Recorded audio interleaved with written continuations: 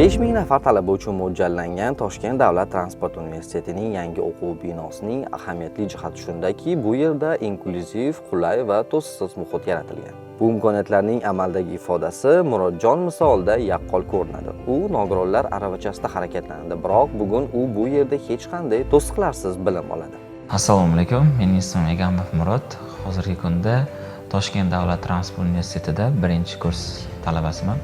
Binoga kelsak, bino juda ham ajoyib, zamonaviy, elektron panduslar va liftlar mavjud. Qulay, men tushib chiqishimga ham oson. Inklyuziv muhit ajoyib, atmosfera yaxshi.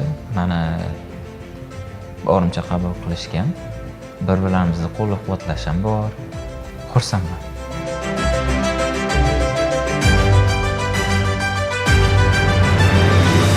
Avvalambor universitetimizda yaratilayotgan sharoitlar bo'yicha gapiradigan bo'lsam, inklyuziv ta'lim uchun shart-sharoitlar alohida yaratilgan. Bizning guruhimizda 25 ta o'quvchidan 5 tasi nogironligi bo'lgan shaxs hisoblanadi. Biz bilan bir qatorda ustozlarimiz berayotgan bilimlarni hech qanaqa to'siqlarsiz olishmoqda.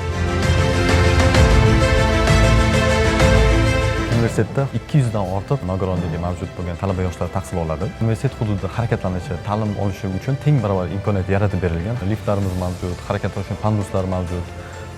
Shu bilan birga ta'lim jarayonida ularga moslashtirilgan dars jadvallari qilib berilgan. Ya'ni bitta auditoriyada o'tirib turib, o'sha bir necha dars mashg'ulotlarini o'sha o'quv xonalarida o'tashlarini sharoitlari ham yaratib berilgan.